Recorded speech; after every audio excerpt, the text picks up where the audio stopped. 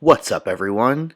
Happy New Year, and welcome to the 37th episode of Super Brain Radio, the second installment of Chapter 8, Plasticity, where we're talking about the necessary awareness, information, and actual cascade detail-oriented steps that have to do with making plastic change.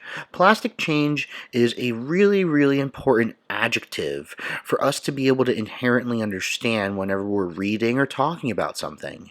It's not saying that we had a stress response acutely or even went through any type of general adaptation syndrome like phenomenon.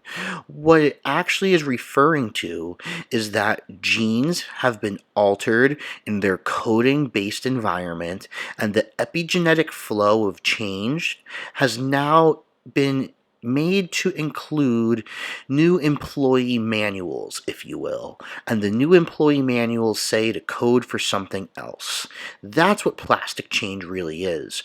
We're altering the inherent foundational and biological genetic framework of what happens. This is vastly different than the hypertrophy of a muscle cell, obviously. However, we're going to be able to use that adjective hypertrophy as well at some point later in this episode, and especially in the future. But what we need to inherently understand, just right off the bat here, is that plastic change is an actual adaptive change. And when I say actual, it means changed down to the core is what I'm trying to reference at. You did not do a couple of glycolytic sessions and eat a bunch of food and maybe fast at a perfect time and have a bigger look to your biceps for 2 to 4 days. That is not an adaptive change. That again has to do with general adaptation syndrome, acute changes to your immune system, acute changes to your pituitary and your adrenals, and so on and so forth, and all this wonderful hemodynamic, nitric oxide, capillary stuff. But those things are doing their job of responding to something. One last time, plastic change is these now employees who were previously responding to something acutely have a new code of ethics, a new cascade and script to follow when it comes to dealing with that very same change. So, if you were maybe overweight or obese in childhood, and at some point in your teens or early 20s, you made a hard right-handed turn and sustained that change over time, by the time you get to your 30s, even 30 itself, you are tangibly different in how you respond to fatty acids in your bloodstream, alterations in vagal tone, so on and so forth. So it's really a strong foundational point for us to have academically is plastic change is an adjective, hypertrophy is an adjective as well. And adjectives are here to describe nouns. So a cell, a neuron, a gene, a receptor, an organ system, a cascade, any of these things are subjected to the laws of plasticity. Meaning, this plastic adjective, if you will, is a very, very potent way of describing something super specifically. And it's funny, as I've pervaded science my entire life so far, I've noticed that the simplest concepts in general always describe the most detailed and difficult to understand cascades. Think about something as simple as this. Plasticity is just a new set of employee manuals that's causing change in how we respond over time. But we realize that the epigenetics episode barely grazed the surface of it, and that is the actual flow for change. So it's super easy, and that's why I put emphasis on awareness, to understand the generalized movement and the whys and all of this stuff, and that's going to give you more than 80% of what you need to reap the results. And the last 20% understanding is meant for the researchers who are actively pioneering the field and looking at it under the most intense microscope, pun intended. So the best way, in my opinion, to now reap the benefits of just understanding what plastic change is are going to involve the bullet points at the bottom of the PDF, as always. So what we want to understand is, as we get specific to what plastic change are we talking about, let's just zoom in on the brain. I think the title of the radio show does a good job of pointing us in that direction, as well as hopefully the logos. But let's zoom in on the brain now. And now let's add to our plastic hypertrophy adjective world. And let's talk about how a cortical area is changing. So yes, in fact, the brain will hypertrophy over time, but it's not increases in mass the same way you'll see in cells. Although the brain does increase in mass, it's pretty much in micrograms, and if you're really talking about it, it's actually picograms accumulating over time, which is almost nothing. But even more importantly, the plastic change up here is going to have to do with someone losing a little bit of room to give it up for somebody else, and that's really what we're looking at, how this stuff happens over time. In subsequent episodes, we'll talk about specific avenues and mechanisms of plastic change, but right now we're just talking about it in general. So these neurological areas are going to go through periods of recruitment and refinement, and this is actually why the mass increases are so small, because for every one step forward, you're maybe taking 0.8 steps back mathematically in mass, and then it's really only a net change of 0.2. Obviously, this is totally arbitrary numbers, but painting the picture of the actual accruement and change of mass is drastically small because of this period of refinement that is always going to cyclically follow recruitment. And they're actually eloquently put from the texts I've read in that these terms actually do a very good job of describing what's happening.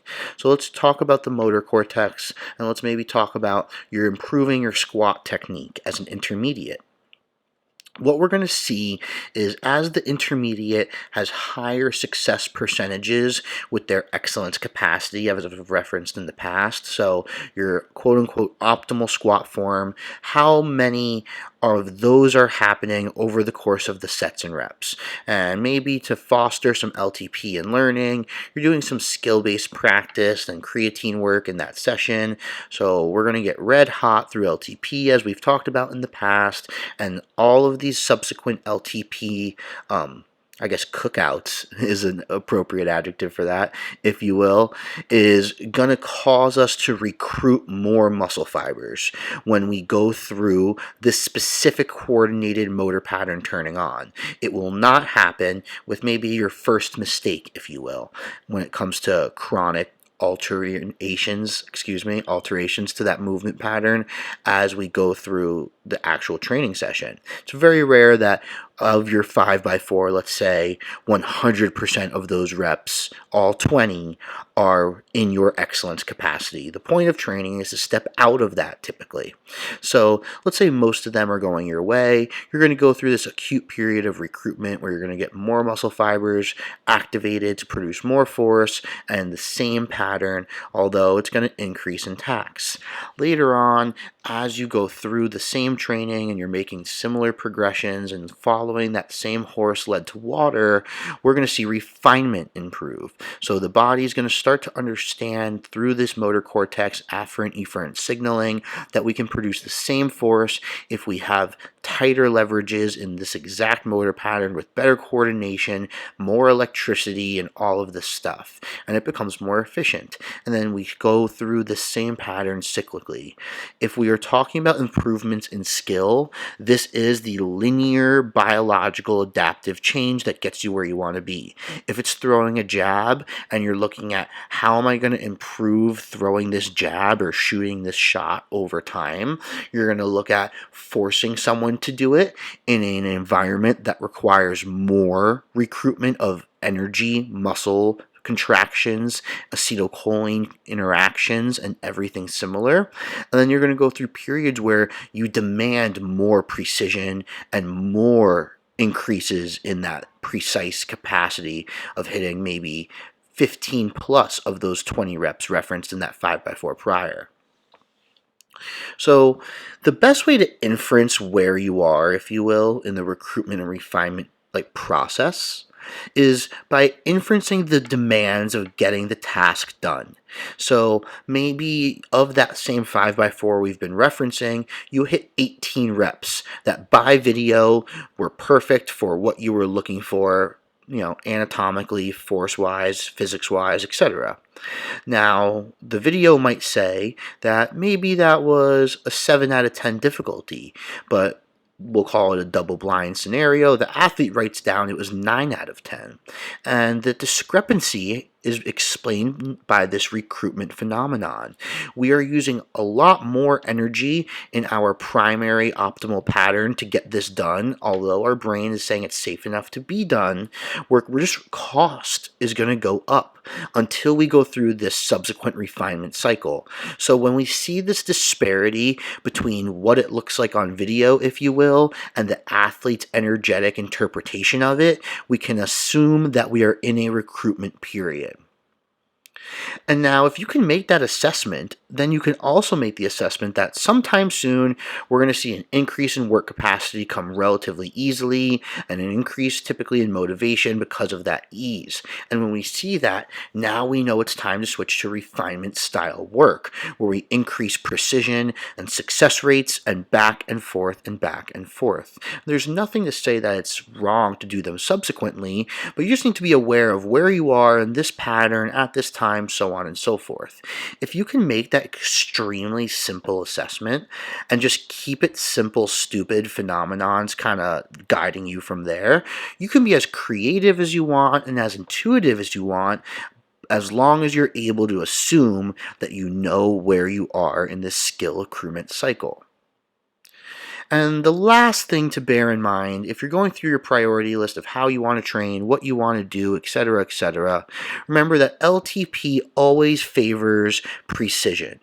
The more precise you can be with more force and more success and more likelihood of success in the future, meaning that you're not getting hyper fatigued and then having an interference response because of your adrenals or your immune system, the more you can just successfully participate at a high level, the more likely you are to actually see progress. And that's the most important thing. If you are not able to quantify why or how you're making progress, you're actually in far less control of it, and that's more dangerous than making no progress at all in my book.